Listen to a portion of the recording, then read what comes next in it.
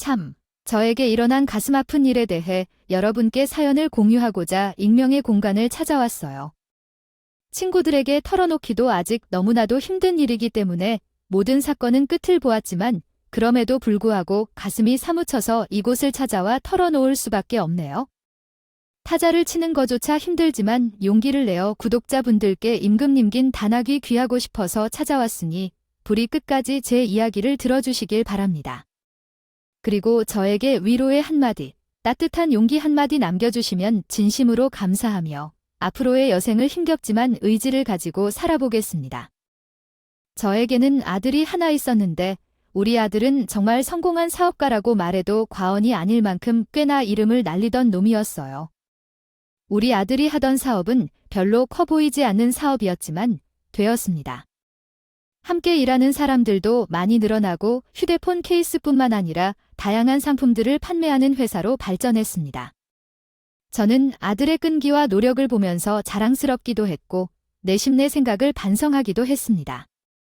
아들과 함께한 개인 사업이 회사로 자리를 다지는 과정을 지켜보며 성취감과 감사함이 함께 느껴졌습니다. 다소 먼 산 보이던 아들의 꿈이 현실로 이루어지는 과정을 지켜보며 느낀 감정들은 말로 표현하기 어려울 만큼 여러 감정이 교차되는 시간이었습니다. 이러한 경험으로 우리 가족은 서로에게 믿음과 성장의 중요성을 재발견하게 되었습니다. 앞으로도 아들과 함께한 소중한 순간들을 더 많이 만들어가고 싶다는 마음이 듭니다. 되었고 아들은 점차 사업을 확장해 나가기 시작했어요. 처음에는 고객이 원하는 대로 1대1로 무조건 제작하는 특이한 케이스를 팔다가 인기 있는 웹툰 작가, 일러스트 작가들을 초빙해서도 작업을 하게 되었어요. 귀여운 디자인부터 시작해서 심플한 디자인까지 전부 각종 사이트에서 제일 잘 팔리는 목록 위에 올라갈 정도로 장사가 잘 되었습니다. 휴대폰 케이스에서 폭발적인 반응이 일어나기 시작하면서 저희 아들은 노트북 케이스며 가방까지 만들어 팔기 시작했어요. 나중에는 휴대용 전자기기들이 늘어나기 시작하면서 아들의 분야는 점점 넓어지게 되었지요. 케이스라고 하면 딱 아들의 사업체가 떠오를 만큼 대박이 터지게 되었고 연 매출만 몇십억을 찍을 정도로 장사가 대박이 나게 되었어요. 각종 매체에서도 우리 아들을 성공한 젊은 CEO라고 부르기 시작했고 아들은 그런 인기에 부끄러워하면서도 본인을 드러내지 않으려고 노력했지요. 저는 그런 아들 덕분에 아주 편안한 생활을 할 수 있게 되었는데 제 천성 자체가 사치를 즐기는 스타일은 아니기에 아들과 더욱 부딪히는 일이 없기도 했죠. 사실 제가 아들을 낳고 얼마 지나지 않아서 아주 가슴 아픈 일을 겪었었답니다. 저에게는 아주 잊을 수 없는 기억이기도 하지요. 저밖에 모르던 우리 남편이 글쎄 졸음운전을 하던 트럭에 치이는 사고를 당하게 되어서 너무 일찌감치 세상을 등지게 되었거든요. 그때는 정말 그 트럭 운전수를 용서하지 못해서 마음이 너무나도 힘들었고 저에게 갓난아기인 아들이 없었더라면 저도 남편을 따라가고 싶은 심정이었어요. 저와 남편은 정말 없는 살림에 서로를 의지하며 살고 있었던 인꼬부부였기 때문에 남편의 빈자리가 더욱 크게 다가오기만 했었거든요. 우리 남편을 살려내라고 아무나 붙잡고 애원을 했고 거의 정신 나간 여자처럼 하루 종일 울부짖는 것 이외에 다른 일을 아무것도 할 수 없었어요. 트럭 운전수는 저에게 아주 적은 금액의 돈 봉투를 내밀었지만 저는 그 돈을 받지 않겠다고 버티고 또 버티었죠.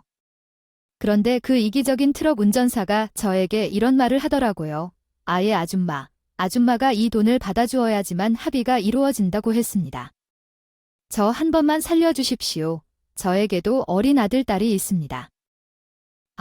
아주머니의 남편이 그렇게 세상을 떠나게 된 것은 유감입니다만 산 사람은 살아야 하지 않겠습니까? 저도 한 가정의 가장입니다. 제발 합의를 해주십시오. 안 그러면 저는 감방에 가게 될 것이고 아예 아내와 아이들은 굶어 죽을지도 모릅니다. 저에게 애원을 하는데 제가 왜 합의를 해줘야 하는지 처음에는 죽어도 싫은 마음뿐이었어요. 아니, 우리 남편의 목숨값을 받으라니 그거야말로 저를 2번이나 죽이는 것이었죠. 금액이 억만금이어도 합의를 해줄까 말까 신경이었는데 고작 몇백만 원의 남편 목숨을 바꾸자고 하니 저는 진절머리가 났습니다. 어떻게 우리 남편의 목숨을 돈으로 환산할 수가 있었겠어요? 세상에 유일한 제 편이고, 제 가족이고, 제 전부였던 사람이었는데요. 하지만 제가 출산을 한 지 얼마 안 된 시점이라 갓난아이가 있었고, 피의자에게도 어린 아들, 딸이 있다고 하니 마음이 동하더라고요. 버티고 버티다가 저에게 울고불고 온 가족이 매달리는 것을 보고는 결국에는 합의를 해주게 되었어요. 트럭 운전수는 저에게 새 삶을 준 것이나 다름없다며 앞으로는 절대로 졸음운전을 하지 않겠다고 저에게 몇 번이고 감사 인사를 했어요. 하지만 그게 다 무슨 소용이 있겠나요? 제 남편은 이미 저 세상에 가버린 것을요.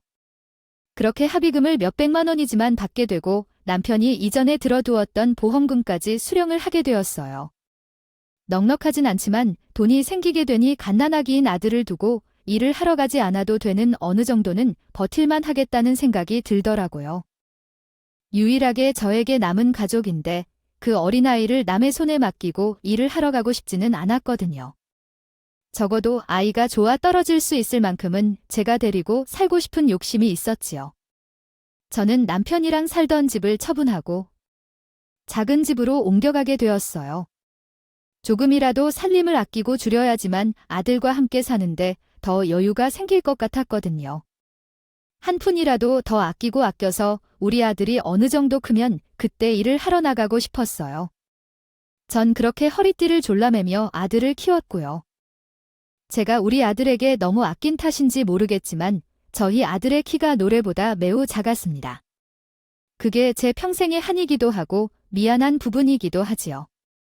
어릴 때 고기를 양껏 먹였다면 지금보다는 한 10cm는 더 컸을지도 모를 일이니까요.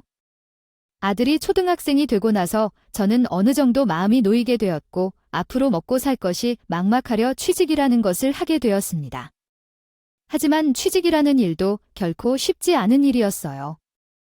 그때 당시만 하더라도 여자가 일을 하면 같은 일을 하더라도 남자보단 임금이 적었거든요. 하는 일이라고는 거의 잔무가 대부분이었고 성과가 날 수 있는 일은 여자들에게 주어지지 않고 무시도 엄청나게 받아야만 했어요. 회사에서 저의 호칭은 최씨 아줌마였고 다른 미혼의 여직원들은 미스 김, 미스 이 정도로 불리는 게 전부였습니다. 직급이 있었지만 여자들에게 그런 직급은 사치일 뿐이라며 대우를 제대로 받지 못했지요. 하지만 당장 집안의 가장이 조인데 제가 어찌 시시비비를 가리며 따지고 들 수 있겠습니까? 그저 참고 일을 하는 수밖에 없었어요. 거기다가 그 당시에 여직원들을 대하는 남자 직원들의 태도는 말로 표현하기 어려울 정도로 상식이 없었습니다. 지금이라면 정말 경찰서에 고발을 해서 잡혀간다고 해도 할 말이 없을 정도였으니까 수고하라면서 어깨를 주무른다던가 지나가는 척 몸을 친다던가 하는 터치가 마련했고 여직원들은 들고 일어설 수도 없었던 시기였어요. 오죽하면 남정네들이 치마만 두르면 다 좋아한다는 말이 있을 정도였으니까요. 저는 그런 수모들을 견뎌내며 일을 했고 우리 아들 하나만 바라보면서 살았어요. 우리 아들은 미술의 재능이 아주 출중했는데 아직도 이 한이 되는 것이 그 좋아하는 미술을 마음껏 시킬 수가 없었다는 것이었어요. 미술학원에 다닐 때만 해도 한 달에 대략 7만 원 정도만 내면 됐으니까 별 부담 없이 보낼 수가 있었어요. 그런데 학원에서 우리 아들이 미술에 엄청난 소질이 있다고 하면서 심화반에 보내는 게 좋겠다며 전문적으로 가르치려면 레슨비에 재료값까지 내야 한다고 하더라고요. 정말요. 겨우 벌어먹고 사는 마당에 그 재료가 몇만 원이 어찌나 아깝던지 그 당시 물가로 생각하면 사실 몇만 원이 아주 큰 돈이기도 했고요. 그 돈이면 저랑 아들이랑 맛있는 고기를 배불리 먹고도 남을 돈이었으니 저는 억지로 아들의 재능을 모르는 척할 수밖에 없었어요. 우리 아들은 그런 저의 마음을 아는지 모르는지 그저 묵묵히 자신의 재능을 묵히면서 학원에서 주는 재료로 그림을 그릴 뿐이었어요. 우리 아들의 속이 참 깊다고 느낀 게 단 한 번도 미술을 하고 싶다고 징징거리거나 돈이 없어서 힘들다는 말을 입 밖으로 꺼내지 않았다는 것이었어요. 대학 입시철이 되었을 때 미술로 좋은 대학에 갈 수 있음에도 불구하고 아들은 본인의 재능을 저에게 뽐내지 않았고 조르지도 않았어요. 동네 학원만 다녔기 때문에 입시 준비를 제대로 할 수 없었고 우리 아들은 평소 성적에 맞춰서 대학을 가게 되었어요. 그때까지도 저는 최저임금에도 미치지 못하는 돈을 받으면서 직장에 다니고 있었어요. 우리 아들이 그렇다고 대학에 들어가 미술에서 손을 놓았던 것은 아니었습니다. 자기 성적이 갈 수 있는 최고의 학과인 경영학과에 입학을 하게 되었지만 동아리 활동으로 미술을 하더라고요. 우리 아들은 거기서 참 많은 걸 배우고 하는데 그때 컴퓨터라는 곳으로 그림을 그리는 법도 배우게 되었어요. 그렇게 대학을 졸업하자마자 아들은 휴대폰 케이스를 만드는 회사를 창업을 하게 되었던 것이었죠. 그때 휴대폰 케이스 중 예쁜 것보다는 투박한 것이 더 많았기에 우리 아들은 평소에 본인이 만들고 싶었던 케이스를 만들어 팔기 시작했고 남들의 눈에도 띄게 된 것이죠. 처음에는 인터넷으로 팔기 시작했는데 사업이 번창하게 되었어요. 인터넷 쇼핑몰이라는 개념이 그 당시에는 많이 알려지지 않았던 시기라 주문이 들어오지 않았어요. 그래서 우리 아들은 이렇게 망할 수 없다며 동대문 길거리에 나가서 휴대폰 케이스를 팔기 시작했어요. 길거리에서 팔면서 케이스를 구매하는 사람들에게 종이에다가 본인 사이트 주소를 적어서 주기 시작했고 사람들은 점점 사이트로 몰리게 되었습니다. 길거리 상점 중에서도 아들의 장사가 눈에 띄게 잘 되니까 일부러 사람들이 텃세를 부리기도 하고 단속반에 신고도 하고 했대요. 우리 아들은 잡초 같은 꾸준함으로 자리를 옮겨서 노력을 했고 의지가 빛을 발한 것인지 점점 인터넷에서도 케이스가 팔리기 시작한 거죠. 인터넷 주문이 하나도 들어오지 않았던 그때부터 인터넷 홍보가 잘 되면서 사이트의 규모는 점점 더 커지기 시작했어요. 우리 아들이 26살에 시작한 사업은 10년이 지나 수십억 대의 매출을 내는 번듯한 회사로 자리를 잡게 되었고요. 엄마, 나도 이제 번듯한 회사를 운영하고 있고 생활비 드리는데 부담이 전혀 없으니까 이제는 일을 조금 쉬시는 게 어떨까 싶은데요. 엄마가 평생 저를 키우느라 고생도 하셨고 앞으로는 제가 엄마 생활을 책임지면서 살고 싶어요. 그 말 한마디가 어찌나 가슴에 사무치던지. 먼저 황망하게 가버린 남편 생각도 나고 참 말로 표현할 수 없는 벅차미가 가슴에 자리 잡았어요. 너무나도 번듯하게 자란 아들을 보면서 제가 이만큼 고생해서 키워낸 아들이 이제 효도를 하겠다고 하니까 눈물이 핑 돌더군요. 아들이 저에게 못 다녀본 여행을 다니라면서 여행 상품도 결제해서 보내주기도 하고 맛있는 음식을 어디서 먹고 오면 꼭 제 것을 보장해 주었어요. 열남편 부럽지 않은 아들이라 어찌나 자랑을 하고 싶었는지 몰라요. 그러던 어느 날 아들이 저에게 아주 조심스럽게 이야기를 시작했습니다. 제가 마음에 드는 여자가 있었는데 그 여자를 어머니께 소개해드리고 싶어요. 꽤 괜찮은 사람이라 진지하게 만나고 있고 결혼도 생각 중이에요. 아니, 우리 아들에게 여자친구가 있었다고? 아이, 어떻게 지금까지 엄마에게는 비밀로 했니? 엄마는 우리 아들이 만나는 사람이라면 누구든 좋단다. 우리 아들이 어련히 좋은 여자를 골라 만났을까? 나는 우리 아들 안목을 믿어. 제가 아들에게는 아들의 안목을 믿는다 이야기를 하였지만 사실은 걱정이 이만저만이 아니었어요. 제가 살면서 딱 하나 걱정이 되었던 것이 아들에게 여자가 없다는 것이었거든요. 사업에는 머리가 비상하게 잘 돌아가는 아들이 아이 이상하게 여자들 앞에만 서면 뚝딱이가 따로 없는 로봇으로 변하는데 대체 왜 저러는 걸까 싶었거든요. 오죽하면 제가 지인들을 통해서 우리 아들에게 소개시켜줄 여자가 없느냐며 닥달을 해서 자리를 마련해 준 적도 있었어요. 물론 제가 연결을 해준 선자래였기 때문에 아들에게는 더 부담이 되었을지도 모르겠지만 늘 잘 되지 않았다는 이야기만 돌아왔었거든요. 오죽하면 우리 아들에게 제가 모르는 하자가 있는 건 아닐까 진지하게 고민까지 해보기도 했었어요. 잘생긴 얼굴은 아니지만 못 봐줄 얼굴은 또 아니어서 성형이라는 걸 한번 시켜볼까 싶기도 했었고요. 정말 이번 생에는 우리 아들이 장가가는 걸 못 보고 죽는 건 아닐까 심각한 고민이 있었기에 친구들에게도 늘 아쉬움을 토로하곤 했었어요. 저희 아들이 또 어릴 때 제가 고기를 잘 못 먹여서 그런 건지 키가 167cm에 겨우 다다르는 작은 끼였거든요. 요즘 친구들은 워낙 키가 크고 요즘 여자들이 키를 많이 보낸다고 하더라고요.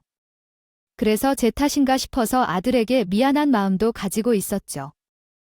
우리 아들이 돈은 많이 여유롭게 있었지만 키가 부족해서 항상 걱정이 많았어요. 그리고 아들이 지나가는 말로 이런 이야기를 한 적도 있었어요. 나한테 만나자고 둘러보는 여자들은 하나같이 내 돈만 보고 달려드는 것 같아. 완벽하게 내 이상형을 만날 순 없더라도 그런 여자들은 싫은데. 우리 아들한테 이것저것 사달라고 하는 여자들이 많은가 보구나. 이왕이면 성격이 잘 맞고 진중한 여자를 만났으면 좋겠는데 말이야. 얼마 전에 만났던 여자가 있었는데 내가 사업을 한다고 하니까 멋있다고 축하해 주더라고요. 어떤 회사를 운영하느냐고 물어보길래 솔직하게 대답해줬지. 그랬더니 얼굴에 화색이 들더니 그때부터 이거 사달라, 저거 사달라 욕으로 하기 시작하더라고요. 아이고, 우리 아들은 순수한 마음으로 다가갔을 텐데 여자 쪽에서 돈만 밝히니까 실망이 이만저만이 아니었겠네요. 아무래도 그랬죠? 가방을 사달라, 화장품을 사달라, 용돈을 달라고까지 왔는데 제가 그렇게 해서 이 여자를 만나야 할 이유를 못 찾겠더라고요. 결국에는 헤어지게 되긴 했는데 그 뒤로는 어떤 여자를 만나도 결국에는 돈 타령을 하지 않을까 싶어요. 저는 약간의 취기를 빌려서 솔직하게 말을 하는 아들이 너무나도 안쓰러웠어요.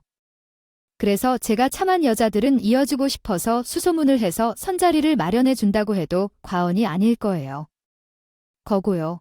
하지만 제가 마련한 자리에서도 마음에 드는 여자를 만나지 못했다고 쓸쓸하게 돌아오는 아들을 보면서 마음이 참 안 됐다 싶었죠. 그런데 이번에는 저에게 무려 결혼하고 싶은 여자가 생겼다고 소개까지 시켜주겠다고 하니까 제가 얼마나 놀랬겠습니까? 아들아, 우리 아들이 좋은 여자를 만났다고 하니까 엄마의 기분이 다 좋아지는 밤이구나. 정말 괜찮은 여자 많은 거지. 만나는 그날을 손꼽아 기다리고 있을게 해. 엄마가 또 주책맞게 굴지는 않을 테니 너무 걱정하지는 말고 너무나도 축하해. 우리 아들의 짝꿍을 찾은 걸 말이야. 아들은 수줍게 저에게 고개를 끄덕이면서 조만간 약속을 잡겠다고 이야기하더라고요. 그리고 며칠이 지나지 않아서 저에게 날짜와 장소, 시간을 알려주었고 저는 진심으로 전날 밤에 잠에 들지 못할 정도로 긴장을 많이 했습니다. 하게 되었어요. 우리 아들의 여자친구를 만난다고 하니까 정말 손가락을 꼽으면서 기다리게 되더라고요. 혹시 저만 이런 기분이 들었을까요? 그렇게 기다리고 기다리던 아들의 여자친구를 만나는 날이 되었고 저는 아들과 함께 들어온 며느리감 아이를 보고는 깜짝 놀랐습니다. 정말 생긴 게 연예인을 뺨치게 생겨서 꼭 뒤에서 빛이 나는 것 같은 착각이 들 정도로 아주 예쁘게 생겼기 때문이었어요. 세상에 후광이 비친다는 게 이럴 때 쓰는 말이구나 싶을 정도로 얼굴이 아주 예쁘게 생겼는데 입을 떡 벌리고 쳐다보았어요. 저를 보면서 꾸벅 인사를 하면서 해사하게 했는데 같은 여자가 봐도 반하게 생겼더라고요. 어디서 이렇게 예쁜 여자를 만났는지요? 우리 아들의 능력을 의심하게 만들 정도로 기가 막히게 얼굴에 조화가 다채로웠어요. 어머님 말씀 많이 들었습니다. 오빠가 그러는데 어머님께서 어릴 때부터 혼자 고생하심에 오빠를 키우셨다고요. 오빠가 항상 제일 존경하는 사람이 어머님이라고 이야기를 하곤 했어요. 어떤 분이실지 정말 궁금했는데 어머님을 실제로 만나서 기뻐요. 그렇게 대단한 사람은 아닌데 대단하게 봐줘서 고마워요. 우리 아들이 평소에 나를 그렇게 좋은 격하고 있는지 몰랐네요. 우리 아들이 무뚝뚝하지 않고요. 나는 이렇게 아들의 여자친구를 소개받게 돼 너무 기뻐요. 말씀 편하게 하셔도 좋아요. 어머님, 오빠가 무뚝뚝하긴 하지만 그래도 아이를 깨물게 많이 챙겨주고 있어요. 속이 참 따뜻하고 다정한 사람이라고요. 생각했는데 어머님에 닮아서 그런가 봐요. 아이고, 얼굴만 예쁜 게 아니라 마을까지 너무 예쁘게 하네요. 내가 너무 고마워서 어쩌지? 우리 로봇 같은 아들이랑 만나서 아가씨가 손해보는 건 아닌지 몰라. 오히려 오빠가 저를 속이는 일이 없어서 기쁜거려. 저는 이 자리에서 이렇게 어머님을 만나 뵙게 되어서 참 좋아요. 어쩜 마이까지 예쁘게 하는데 어찌 첫 만남부터 마음에 들지 않을 수가 있겠어요. 저는 정말 입에 파리가 들어갈 만큼 입을 떡 벌리고는 아들을 한 번, 며느리 감을 한 번, 번갈아 가면서 쳐다보며 얼이 빠진 사람처럼 그래요. 어른스럽게 덕담도 하고 잘 만나보라고 쿨하게 이야기를 하려고 했는데 막상 그 자리에 들어서니까 그런 말이 나오지가 않더라고요. 저도 아들처럼 로보트가 된 것 마냥요. 계속해서 예쁘다는 칭찬 말고는 할 말이 없더라고요. 가만히 옆에서 멀뚱히 지켜보고 있는 아들의 옆구리를 쿡 찔렀더니 아들이 막 웃더라고요. 우리 엄마가 내가 너무 예뻐서 어쩔 줄 몰라 하시네. 원래 저렇게 구구절절 말씀하시는 분이 아닌데 정말 마음에 드셨나 봐. 다행이다. 그치, 그냥 편하게 며느리라고 불러주시면 어떨까요? 아, 제가 너무 시작부터 김칫국을 먹은 걸까요? 사실 제가 오늘이 자리를 마련해 달라고 오빠를 엄청 졸랐거든요. 오빠랑 만난 시간이 오래된 것은 아니지만 저 오빠랑 진심으로 결혼하고 싶은 마음이 들어서 무리를 하게 되었어요. 어머님께서 허락만 해주신다면 오빠와 평생 함께 살았으면 하는 마음이 굴뚝 같아요. 그렇게 인사를 하면서 볼을 발견하게 붉히는데 제가 거기서 안 돼. 우리 아들은 나랑도 살아야 해라고 말할 수가 있겠습니까? 거기다가 우리 아들이 처음으로 소개를 시켜준 여자친구인데 둘 다 같은 마음일 거라는 것이 안 봐도 비디오였죠. 하지만 그 이후에 벌어질 일들을 생각했더라면, 미리 알았더라면 그때 그 자리에서 제가 바짓가랑이라도 붙잡고서라도 말렸어야 했습니다. 우리 아들이 허망하게 저의 곁을 떠나버리고 저까지도 그렇게 쫓아낼 줄 알았더라면 말입니다. 우리 아들이 귀신이 되어 나타나서 울고불고 할 정도로 억울한 일이 저희 모자를 덮치게 되었고 그 일은 일생일대에 아니 그 나쁜 기집애가 비가 주룩주룩 쏟아지던 날 이런 한 장 양말 한 켤레도 주지 않고 저를 그렇게 쫓아낼 거라고는 상상도 못했습니다. 첫 만남의 어머님 하며 저를 보고 회사하게 웃던 그 여자는 어디로 사라진 건지 아주 표독스러운 얼굴을 하고 우리 아들이 죽었는데 저에게 뭔가요? 만약에 내가 그걸 귀환시키려 한 거고 싶다면 이스타나가 들릴 수도 있는데 진심으로 말하거나 뭐라는 건지 이해 못하겠어요. 그러니 아무도 해석해보지 않기로 한다고도 해서 격리되기 전으로 역행하지도 말게. 왜냐하면 나는 이미 그 신화가 나오기 전으로 세상으로 돌아가기 전에 도착할 수 있을 거라고 생각했으니까요. 함께 할 수 있을 거라는 확신이 들 테니까요. 중요하겠어. 나는 정말 우리 아들이 행복하게 살았으면 하는 바람 말고는 아무것도 없어요. 나한테 효도할 필요도 없고 그저 두 사람이 서로를 믿고 의지하면서 평생 오순도순 살았으면 좋겠어. 저희 허락과 다름없는 말에 우리 아들의 얼굴도 환하게 피었고 며느리의 얼굴은 더할 나위 없이 행복함으로 물들었어요. 둘의 결혼 준비를 쭉 지켜봐온 결과 정말 천생연분을 만났구나 싶더라고요. 신혼집도 그렇고 혼수도 그렇고 식을 준비하는 내내 이 웃음꽃이 사라지지 않았으니까요. 어쩜 그리 서로의 취향이 완벽하게 들어맞는 건지 며느리가 하자고 하면 다 좋다고 하는 아들이 조금 바보같이 보이긴 하지만 둘의 의견도 잘 맞더라고요. 가끔 아들의 팔불출 같은 모습을 볼 때면 일찍 가버린 남편이 생각나기도 했고요. 부자지간이라 그런지 참 많은 것이 닮았더라고요. 아들을 키울 때는 몰랐는데 다 키워서 장가를 보내려고 하니까 남편의 모습이 참 많이도 보이더군요. 단 한 가지 조금 마음에 걸렸던 것은 며느리가 아주 좋은 호텔에 결혼식을 올리고 싶다고 말을 했었고 저는 솔직히 그 값을 주고 식을 올리는 게 조금 사치라는 생각이 들었어요. 며느리에게 잔소리를 하고 싶었던 마음이 있었던 것은 아니지만 생각보다 비싼 예식 가격에 슬쩍 며느리에게 말을 건넸지요. 직장 비용이 너무 비싼 건 아닌가 싶네. 누가 결혼식을 하는데 1억이라는 돈을 턱턱 쓰겠니? 나는 조금 눈을 낮추는 게 좋을 것 같은데 내일의 생각은 어떤 거 같니? 꼭 비싼 호텔에서 결혼식을 올려야겠니? 어머님 생각도 무슨 뜻인지는 이해가 가요. 하지만 요즘은 결혼식을 올리는데 정말 돈이 많이 든다고 하더라고요. 요즘 식장을 꾸밀 때도 전부 생화를 사용하고 호텔에서 아주 화려하게 하는 것이 유행이라던데요. 빚까지 내서 결혼식을 올리는데 아주 호화스럽게 하는 게 유행인가 봐요. 우리 아들은 사업가이신데 남편 보는 눈까지 있는데 당연히 이 정도 호화롭게 해야지 면이 살지 않겠어요. 제 욕심보다는 오빠를 위한 결정이니까 이해해 주셨으면 좋겠어요. 어머니 며느리의 말을 들어보니까 뭐 그렇다고 그것도 전부 틀린 말은 아니더라고요. 우리 아들이 사업을 하는 사업가인데 초라하게 결혼을 시키면 욕을 먹을 것 같았어요.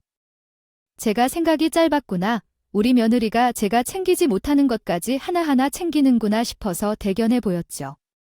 하지만 또 고개가 슬쩍 비틀어지는 일이 있었는데 바로 혼주 한복을 정하는 부분에서 생겨났어요.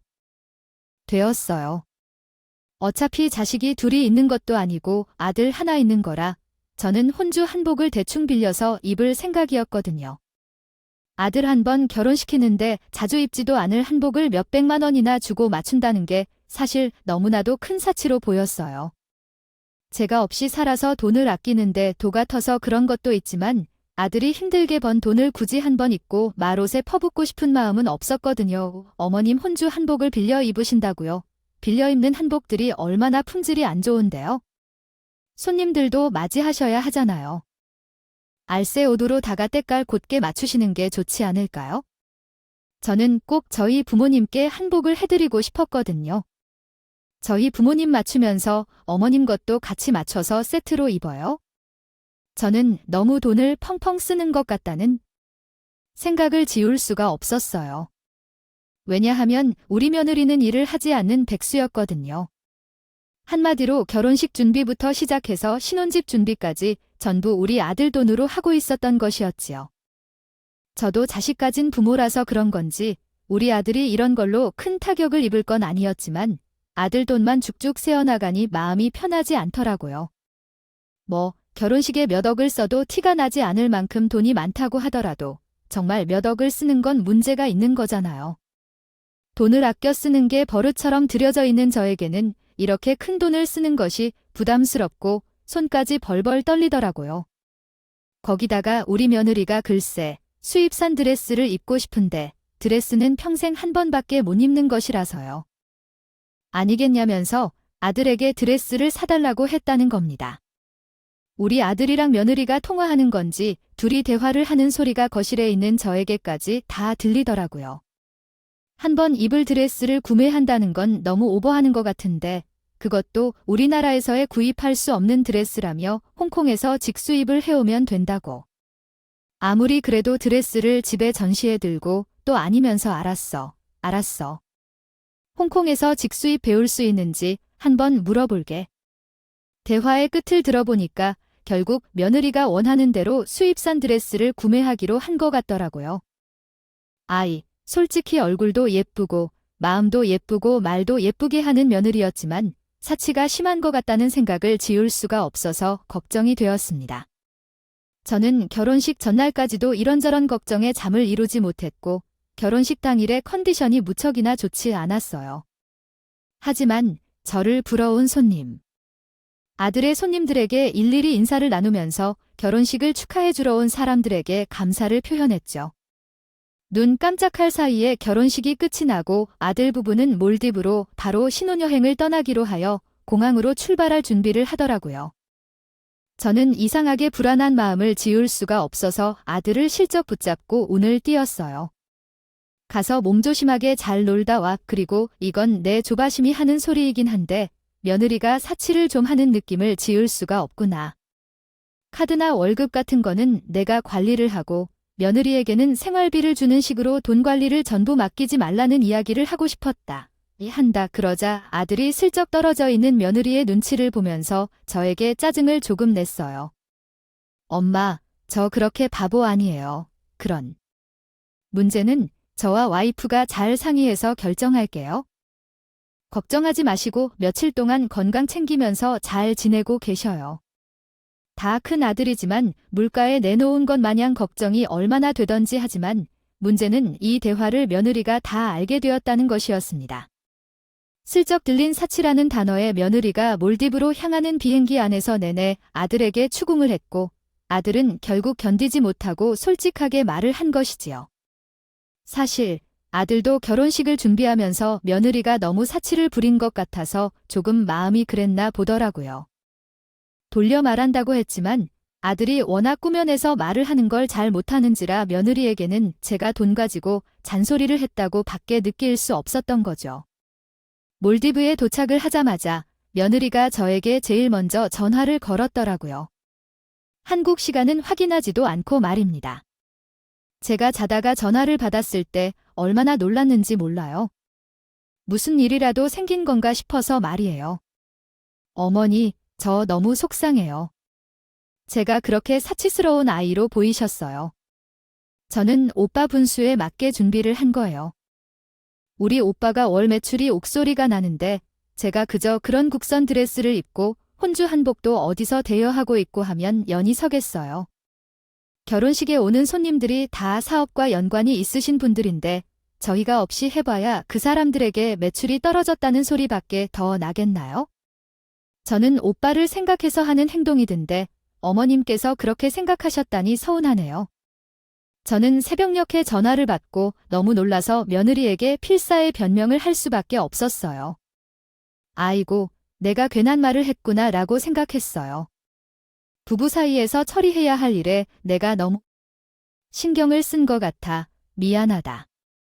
그래도 나는 결혼식에 그렇게 세세한 부분까지 돈을 쓰는 게 조금 이해가 안 가서 그랬어. 굳이 드레스를 사야 할 필요가 있을까 싶기도 했고. 아무튼 늙은이가 주책이다. 미안하다. 어머님께서 저를 사치스러운 아이를 보셨더니 정말 이 상처를 어떻게 치유해야 할지 모르겠네요. 그러더니 전화를 그냥 뚝 끊어버리는 게 아닐 텐데요. 제가 뭐라고 더 변명을 하기 전에 일어난 일이라 제가 며느리를 오해했나 싶어서 마음이 무척 불편했어요. 그렇게 며칠이라는 시간이 지나고 나서 신혼여행에서 돌아왔다며 아들 부부가 인사를 하러 왔는데 저에게 마음이 상한 건지 빈손으로 왔더라고요. 물론 선물을 기다렸던 것은 아니지만 정말 아무것도 준비해 오지 않았기에 당황스러웠죠. 혹시나 싶은 마음에 아들의 옆구리를 찔렀습니다. 안 넣어. 설마 처가에도 빈손으로 갔다 온 건 아니지. 아무리 그래도 그렇지 아예 어떻게 부모님들께 드릴 선물 하나 안 챙겨올 수 있니? 며느리가 못 챙기면 너라도 챙겼어야 할 거 아니니 순간 아들이 상당히 난처하다는 얼굴을 비추는데 알고 보니까 처가에는 선물을 바리바리 싸들고 갔다고 하더라고요. 그러니까 제 선물만 사오지 않은 것이었죠. 저도 그런 며느리의 행동이 조금 치졸하다고 생각하긴 했지만 꽁한 마음을 숨기고 꾹 참았습니다. 그 뒤로 아들이 6개월이라는 시간 동안 결혼 생활을 하면서 정말 치사한 일들이 넘치고 흘렀지요. 처가에는 한 달을 2번씩 꼬박꼬박 찾아가서 식사를 하면서도 시댁인 우리 집에는 6개월 동안 얼굴 딱 한 번 보여주더라고요. 그것도 어버이날 주간에 처가를 먼저 다녀와서는 밥 다 먹고 놀 거 다 놀고 뒤늦게 저희 집에 와서 얼굴 잠깐 보여주고 집으로 생 가버리더군요. 오죽하면 우리 아들이 저에게 미안하다며 혼자 와서 저랑 시간을 보내고 가곤 했으니 결혼 전에 보여주었던 며느리와는 너무 달라진 모습에 큰 실망을 하게 되었어요. 저는 이런 일이 반복이 되자 며느리에게 전화를 걸어서 잔소리를 하게 되었지요. 며느리야. 해도 너무한 것 아니니 어쩜 그리 사람이 결혼 전이랑 결혼 후랑 이렇게 달라질 수가 있니? 아니, 내가 자주 오라고 한 적도 없지만 말이다. 처가에는 그렇게 허거운 해가면서 우리 집에는 어째 코빼기도 안 비칠 수가 있니? 넌 내가 싫고 어려운 게야? 어머님 평생을 암으로 살았는데 어떻게 하루아침에 설거지할 수 있겠어요? 저에게도 시간이 좀 주셔야죠. 적응할 시간이요. 왜 벌써부터 보채서 제 마음을 힘들게 하세요? 이러시면 저도 가까이 못 다가가죠. 어머님께서 저를 먼저 사치스러운 애 취급하셨잖아요. 제가 뭐 틀린 말을 한 건 아니었지만 제 말로 인해서 며느리가 상처를 깊게 받았다고 하는데 어떻게 하겠습니까? 그런데 글쎄 그런 일이 있고 얼마 지나지 않아서 사건이 터지게 되었어요. 새벽녘에 깊은 잠을 자고 있는데 휴대폰이 계속해서 요란하게 울리지 않겠습니까? 누군가 하고 보니 생전 전화를 건 적이 없었던 며느리였어요. 아들과 결혼을 하고 나서 거의 처음 걸려왔다고 해도 과언이 아닐 정도로 먼저 전화를 한 적이 없었던 며느리가 이 새벽에 전화를 했으니 일인가 싶었지요. 그것도 다들 잠들고도 남았을 시간에 전화를 걸어와서 이상한 느낌이 들어 홀린 듯이 전화를 받았습니다. 어머니, 어떡해요? 오빠가 사고를 당했어요. 어떡해요? 저 지금 병원이에요. 당장 병원으로 와주세요. 저는 잠결에 전화를 받았다가 아들이 사고를 당했다는 소리에 정신이 번쩍 뛰었어요. 저는 순간 졸음운전 사고로 허망하게 가버린 남편이 생각이 나서 정말 신발조차도 짝을 제대로 맞춰 신지 못하고 병원으로 달려가게 되었습니다. 한참을 이리저리 헤매이다가 며느리를 발견하고 아들이 누워있는 침상으로 달려가니 이미 우리 아들은 싸늘한 주검으로 변해 있었어요. 저는 정말 이게 무슨 일인가 싶어서 눈물조차 나오지 않았고 며느리는 옆에서 우열을 하고 있었어요. 저는 현실을 인지하지 못하는 사람처럼 차가워진 아들의 손을 잡고 하염없이 아들의 이름을 불렀습니다. 한참을 멍하니 아들의 손만 잡고 있다가 며느리에게 무슨 일이 일어난 것이냐고 물어보자 그제서야 며느리가 울음을 억지로 삼키면서 이야기를 하더군요. 아니, 오빠가 오늘 상업자 중요한 사람들과 술자리를 마치고 집으로 돌아왔어요. 평소에는 저희 집 단지로 올라오는 계단이 있는데 엘리베이터를 이용하거든요.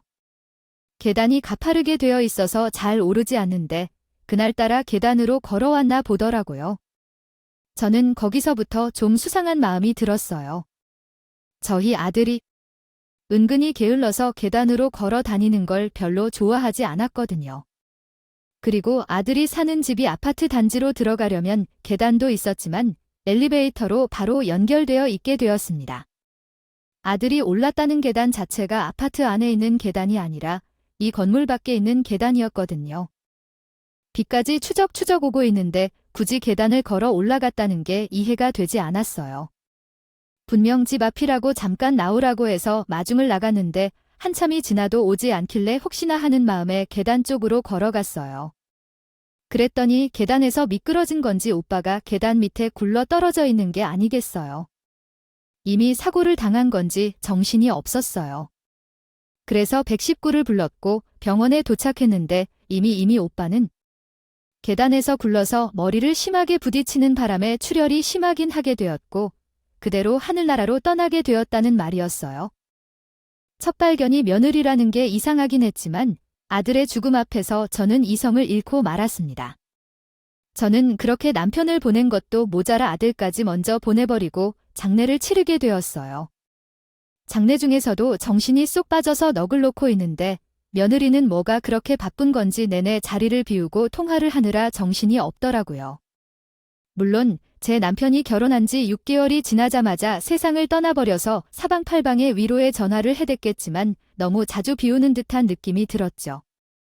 다른 사람도 아니고 우리 아들인데 며느리의 남편인데 말입니다. 아무튼 발인까지 하고 우리 남편 옆에 아들을 고이 묻어주게 되었어요. 저는 장마철에 운명을 다해버린 아들이 불쌍해 죽을 것 같았습니다.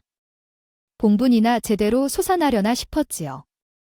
그렇게 한참을 오열하고 있는데 우리 며느리는 그저 멍하니 아들의 봉분을 바라보고 있더라고요. 그렇게 집으로 돌아와서 저는 며칠을 끙끙 앓았습니다.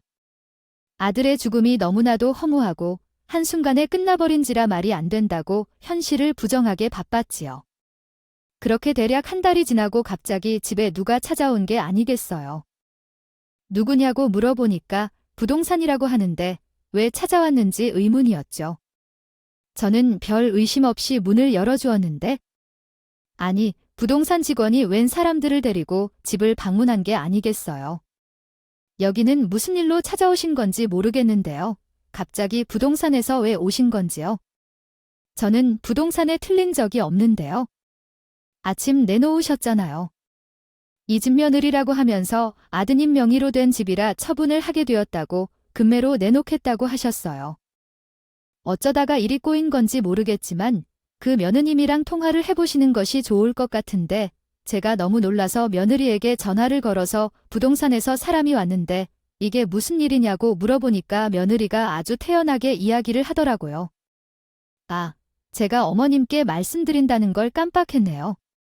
지금 제가 집으로 찾아뵐 테니까 조금만 기다리세요. 집을 보러 온 사람들은 집이 아주 깨끗하고 좋아서 마음에 든다며 구경을 하고 나갔고 저는 초조하게 며느리를 기다리고 있었죠.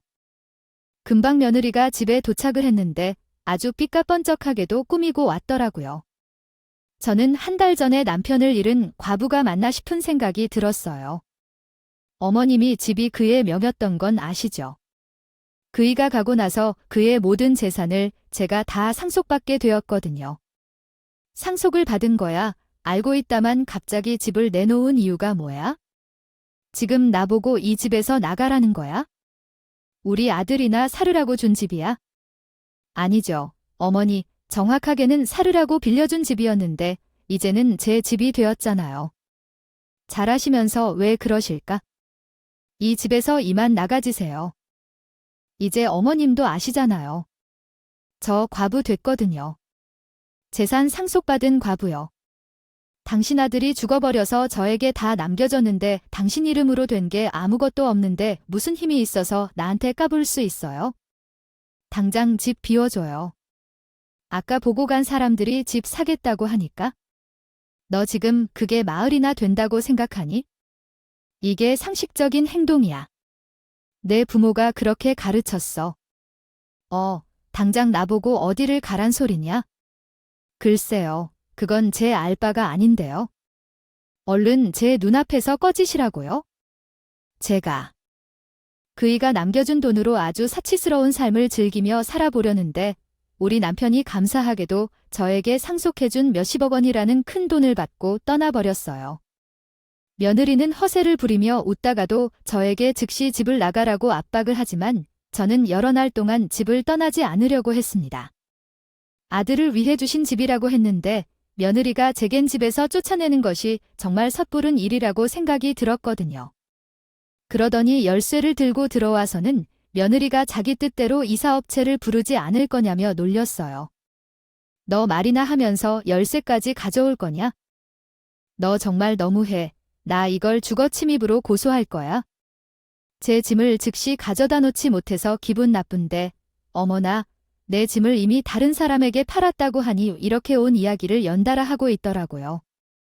살 이유를 찾지 못하고 아들을 따라가려고 아들 무덤에 찾아가게 되었던 거였습니다. 우리 남편도 옆에 나란히 묻혀 있으니 그 사이가 제가 노을절이구나 싶더라고요. 마시지도 못하는 소주 한 병을 사들고 코 박고 죽을 생각으로 무덤에 찾아갔고 사이좋게 아들과 남편에게 소주를 나눠줬어요.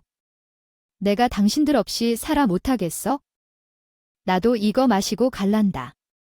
우리의 하늘에서 다 같이 모여서 오순도순 자라요. 그렇게 눈을 감으려던 순간 뒤에서 누가 제 이름을 크게 부르는 것 아니겠습니까? 김미영 씨 되십니까? 본인 맞으세요. 경찰입니다. 경찰이라고요? 저는 놀래서 소주를 들이켜 부으려다가 멍하니 경찰이라고 말한 그 사람을 쳐다보았어요. 무슨 일이신데요? 제가 김미영이 맞습니다만 저는 죄를 지은 곳이요 없는데요. 그저 우리 남편이랑 아들을 보고 싶어서 지금 당장 경찰서로 가서 참고인 조사를 받으셔야 합니다. 며느님에게 들었었던 이야기라든지 아니면 수상하셨던 점은 없으셨는지 말씀해 주셔야 해요. 이해 안 돼요? 저는 지금 이 상황이 전혀 이해가 되질 않네요. 며느리라는 여자는 저를 쫓아냈고 저는 아무것도 건지를 못하고 아무것도. 아직 모르시는구나. 며느님께서 지금 지은 죄가 낱낱이 밝혀져서 구속이 되었단 말입니다. 일주일 넘게 김미영 씨를 찾아다녔고요. 아니, 이게 다 무슨 소린가. 믿어지지가 않아서 경찰이 너무 많이 바라보니 경찰서에 가서 이야기를 하자고 하더라고요. 저는 경찰서에 도착해서 모든 진실을 마주하게 되었고 정말로 실신을 할 뻔했습니다. 그날 우리 아들이 술을 먹고 들어왔는데 며느리가 먼저 마중을 갈 겸 산책이 하고 싶다고 아파트 단지 밖에 있는 계단에서 만나자고 했다는군요. 우리 아들은 비가 오긴 했지만 와이프가 함께 걷고 싶어서 좋다고 했는데 그 계단에 도착을 하자마자 글쎄 며느리가 아들이 밀쳐버린 겁니다. 그리고 그 장면이 새로 설치가 된 CCTV에 고스란히 담겨 있었던 것이었고요. 원래는 그 장소에 CCTV가 없었는데 사고가 나기 3일 전에 그 자리에서 개 물림 사고가 있었고 부랴부랴 CCTV를 달았다고 하더라고요. 며느리는 그걸 모르고 사전에 물색해 두었던 장소에서 일을 치렀고 며느리의 범행이 모조리 CCTV에 녹화가 된 것입니다. 이상하게 며느님께서 상속 처리도 빠르게 하시고 장례식장이건 사건 조사 때에서도 무덤덤하게 반응하는 게 수상해 보이긴 했어요. 계단에서 있었던 사고 이야기만 하면 유난히도 예민하게 구는 것도 그랬고 때마침 CCTV까지 발견이 된 거죠. 더 마음이 아팠던 건 사고 직후에 아들이 며느리의 다리를 붙잡으며 손을 뻗었는데 그 손을 며느리가 뿌리치는 것까지 찍혔다고 하더라고요. 저는 그 이야기를 듣는데 그년이 정말 사람이 맞는지 의심이 들었어요. 어떤 욕을 갖다 붙여도 시원치가 않을 정도로 화가 치밀어 올랐죠. 하지만 며느리는 자기 잘못은 없다고 박박 우기더군요. 아니, 사고가 난 것은 맞지만 제가 사고를 만든 건 아니라고요. 남편이 헛다리를 짚으면서 그렇게 된 거지? 제가 일부러 한 행동은 없다니까요. CCTV 화질도 안 좋던데 저게 어떻게 증거가 되냐고요. 변호사 불러요. 그리고 저는 남편이 어떻게 된 줄 알고 손을 뿌리친 것 뿐이에요. 무서워서요. 하지만 재판부에서는 증거가 너무나도 명확하게 찍혀 있었기에 며느리에게 징역을 선고했습니다. 그리고 상속재산을 증여받을 수 있는 조건에서 벗어나게 된 며느리 덕분에 아들의 모든 재산은 저에게로 다시 넘어오게 되었어요. 재산을 노린 지드로 인정이 되었기에 며느리는 자니 그 여자는 상속을 받을 수 없다고 하더라고요. 저는 이 모든 사건에 대한 재판이 끝나고 나서야 겨우 아들과 남편이 묻혀있는 곳에 찾아가 인사를 하게 되었습니다. 따라서 하늘에 있었고 마지막 인사를 하러 간 자리에서 알게 된 진실은 저에게 너무나도 무거운 일이었지요. 남편과 아들이 저에게 준 마지막 선물은 아닐까 하는 생각이 들더라고요. 허망하게 가버린 우리 남편과 아들의 몫까지 제가 평생 어려운 사람들을 위해서 봉사하며 살아가야겠다는 생각을 하게 되었어요. 그래서 저는 전처럼 힘들게 자식을 키우고 있는 사람들을 위해 기부를 하기로 결심했습니다. 매년 미혼모 센터에 기부를 하고 있고 힘들게 지내는 저소득층 아이들을 위해 봉사를 하며 살고 있어요. 벌써 사고가 일어난 지도 6년이라는 시간이 지났지만 저에게는 다신 떠올리고 싶지 않은 아픈 기억이기도 합니다. 하지만 어려운 사람들을 도우며 마음을 치유해 보려고 노력하고 있는 중이랍니다. 앞으로 저의 이 결심이 무너지지 않도록 구독자 여러분께서도 저를 응원 많이 해주셨으면 좋겠습니다. 제 아픈 이야기를 끝까지 들어주신 커피앤토 가족분들, 진심으로 감사 인사 전합니다.